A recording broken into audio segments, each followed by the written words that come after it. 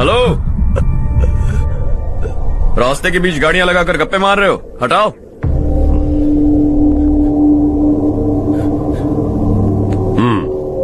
बोल बे। जल्दी हटाओ, जाना है।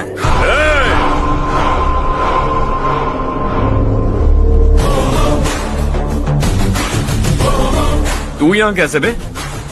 भाई भाई यही है वो, यही है।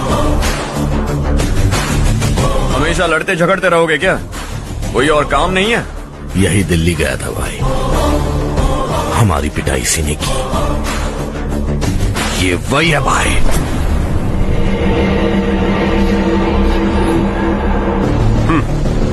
एक ही जगह पर दोनों शिकार एक साथ, मजा आएगा। तो तू है मिनिस्टर का बेटा? दिल्ली जाकर तेरे बाप को समझाने की कोशिश की थी मैंने, फिर भी उसने इन गधों को भेजा। इन्हें भी एक बार समझाया था, पर लगता है एक एक को सेपरेटली समझाना पड़ेगा। कुछ जरूरी काम से मुझे गांव जाना है। इज्जत से अपनी अपनी गाड़ियां हटा लो। गाड़ी छोड़, तुझे इस दुनिया से हटाऊंगा। बस में सब रुके हुए हैं, तुम सबको जल्दी निपटाना पड़ेगा। आ जाओ आ जाओ आ जाओ आ जाओ आ जाओ।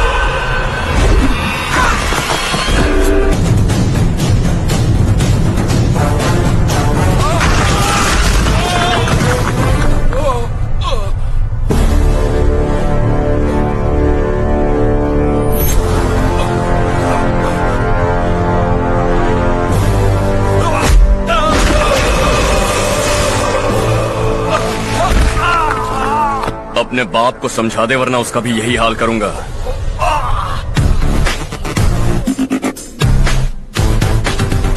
चल गाड़ी निकाल।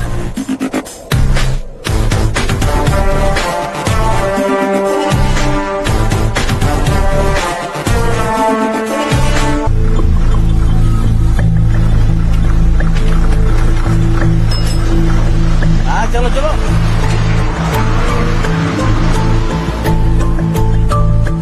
देवरकोट जाने का रास्ता बताएंगे? यहाँ से सीधा जाओ और बाएं मुड़ जाओ। देवरकोट में क्या काम है? बहुत काम है। लगता है अब तेरे हिसाब में गड़बड़ होगी। सही कहा। हमेशा गांव से लोगों को जाते हुए देखा है, कितने दिनों बाद आज पहली बार किसी को गांव में आते हुए देखा। ऐसे ही लोग अगर गांव में आते रहे तो मेरे दिल को बहुत सुकून मिलेगा। सुनिए सुनिए बेटा, कौन है आप?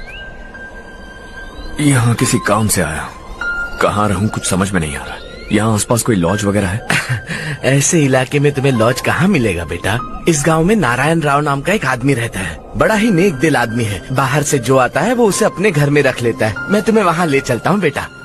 सुनो, ये 2 बोरियां उस तरफ और 2 बोरियां इस तरफ रख दो। हाँ ठीक है। सुबह राजू का फोन आया था, लड़के वालों को दिखाने के लिए बिटिया की कुछ तस्वीरें चाहिए। वहाँ अच्छे रिश्ते मिल सकते हैं।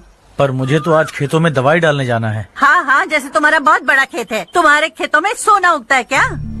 तुम अपनी ये बकवास बंद करोगी? देखो मेरी बात सुनो, खेत का काम मैं संभाल लूंगा। तुम बच्ची को लेकर आराम से शहर जाओ। नारायण राव, ये लड़का गांव में कुछ काम से आया था, जगह ना मिलने पर मंदिर के बाहर सो गया था। ये नारायण राव जी हैं। तुम कौन हो बेटा और इस गांव में क्या काम है? मेरा नाम हर्षवर्धन है। मैं कुछ गाँव पर रिसर्च कर रहा हूँ। कुछ दिन यहीं रहकर इस गाँव के बारे में जानना चाहता हूँ। यहाँ बस खंडर है और वही घिसे पिटे लोग, इसके अलावा तुम्हें कुछ नहीं मिलेगा। तुम जैसे लोगों के रहने के लिए इस गांव में सुविधाएं नहीं है बेटा। अगर तुम चाहो तो हमारे साथ रह सकते हो। सुना है इस घर में कोई नहीं रहता। अगर दिक्कत ना हो तो मैं यहीं रह जाऊँ। उस घर की सफाई सालों से नहीं हुई है, तुम वहाँ नहीं रह पाओगे। तुम यहीं रहो बेटा। वहाँ रहूंगा तो अच्छा होगा। देखो, घर की सफाई करवा दो और इन्हें जो चाहिए वो दे। ठीक है भैया। जाओ बेटा जाओ। सुनो बेटा, खाने के लिए हमारे घर आ जाना। जैसा आप कहें। चलिए।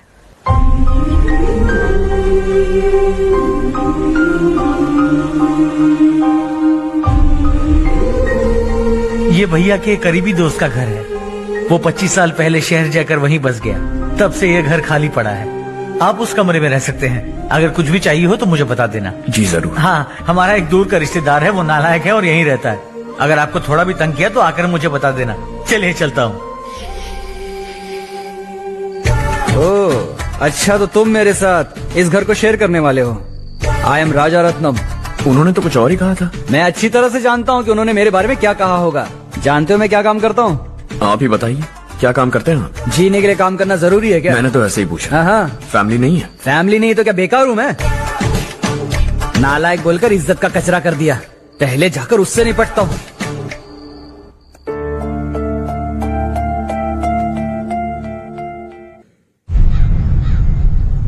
सुना है कि वो ZPTC का मेंबर हमारे खिलाफ अनाप शनाप बक रहा है। मुहूर्त देखकर अपने पेड़ों के बीच घसीट कर लाना उसे। हाँ बोलिए भैया। हमारी पॉलिटिकल सिचुएशन बिल्कुल भी ठीक नहीं है। हमारी वजह से जिले में बहुत सारी दिक्कतें आ रही है, जिससे हाई कमांड भी मुझसे नाराज है। अगर ऐसा ही चलता रहा तो मेरी कुर्सी मुझसे छिन जाएगी। अगले चुनाव में भी कोई उम्मीद नजर नहीं आती। इस हालात को सुधारने के लिए हमें कोई न कोई नेक काम करना ही होगा, समझे? नेक काम करने की कोई जरूरत नहीं है भैया। कोई क्या उखाड़ लेगा? हाँ, ऐसे टाइम पर रिस्क नहीं लेते। अब लगता है मुझे ही कुछ करना होगा। भाई साहब बौखला गए, कुछ करने के लिए कह रहे हैं। नहीं करूंगा, जो भी होगा देख लेंगे। आने वाले 1 महीने के अंदर गर्मी और बढ़ जाएगी और मुझे तो बिल्कुल नहीं लगता कि स्कूल की मरम्मत तब तक हो पाएगी। मुझे भी ऐसा ही लग रहा है भाईजान। हमारे गांव के साथ साथ हमने आसपास के गांव से भी चंदा इकट्ठा किया है, शायद उससे कुछ मदद मिल जाए। बगल के गांव में गेहूं का गोदाम खाली है भैया। उन्हें पूछकर इस साल बच्चों की पढ़ाई वहीं करवाएं तो कैसा रहेगा? स्कूल की नई बिल्डिंग बनाने के लिए कितना खर्चा होगा? हमें पैसे नहीं चाहिए बेटा।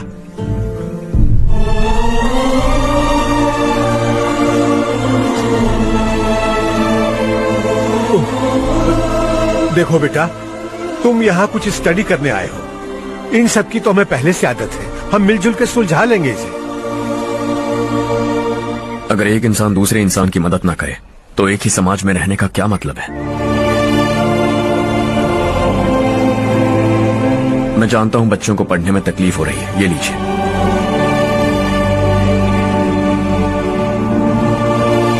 तुम इसी गांव में क्यों आए हो बेटा? कोई खास गांव नहीं सोचा था, बस कोई छोटा गांव ढूंढ रहा था। मेरा एक दोस्त है रमेश, शायद आपका रिश्तेदार है। उसने ये गांव बताया तो मैं आ गया। अब तक तो मैं रमेश बाबू को बेवकूफ समझता आ रहा था, लेकिन रमेश बाबू को हमारी कितनी फिक्र है। उसे फोन करो और कहो कि जल्दी गांव आ जाए। ठीक है भैया। उसे देखे बहुत दिन हो गए हैं ना। क्या करूं, मेरे बिना वहाँ एक भी काम नहीं होता है। तुम ठीक तो हो ना रमेश बेटा? हाँ आंटी जी। मम्मी पापा ठीक है ना? हाँ जी ठीक है। मेरे होते हुए उन्हें तकलीफ हो भी नहीं सकती। उनका होनहार बेटा जो हूँ। वो सब तो ठीक है, तू अपना बता, तेरी शादी होगी कि नहीं? बहुत सारे रिश्ते आ रहे हैं आंटी, मुझे इरिटेशन होने लगती है। आखिर कोई लड़की बनी भी है जो मेरे लायक हो। अच्छा, पर तेरी माँ कह रही थी कि तुझे कोई लड़की पसंद ही नहीं करती। कह रही थी कि इस जन्म में तो मेरी लड़की की शादी हो ही नहीं सकती। चुप चुप। अरे रमेश, अरे वाह, तू आ गया। कैसे आप? मैं बिल्कुल ठीक हूँ। कितना छोटा था तू और कितना बड़ा हो गया। तुझे देखकर मुझे बड़ा अच्छा लग रहा है। कितनी फिक्र है तुझे हमारे गांव की। तुम्हारा दोस्त हमारे गांव की मदद कर रहा है और ये सब तुम्हारी बदौलत है बेटा। मेरा दोस्त? और नहीं तो क्या, तुम उसे नहीं जानते? अरे मैं उसे कैसे नहीं जानूंगा, मैंने तो भेजा था। वैसे कहाँ है वो? बगल वाले घर में। मैं मिल के आता हूँ जरा। अरे हर्ष, तू यहाँ कैसे? तेरे घर वालों ने कहा तू हॉलिडे पे गया है, पर तू मेरे गांव में? ये मेरा भी गांव है। तुम्हारा गांव? मुझे आज तक क्यों नहीं बताया? मुझे भी हाल ही में पता चला। मेरा परिवार गांव छोड़कर शहर चला गया, इसीलिए गांव के लिए कुछ करने आया। अगर उन्हें पता चल गया कि मैं कौन हूँ तो शायद मुझे गलत समझेंगे, इसीलिए तेरा नाम लिया। अरे वाह, ये तो बहुत ही अच्छा हो गया। एक्चुअली मैं चारू को पटाने की कोशिश कर रहा था, लेकिन पटी नहीं रही थी। तेरी वजह से मैं उनकी फैमिली के सामने हीरो बन जाऊंगा और इसी मौके का फायदा उठाकर चारू को अपना बना लूंगा।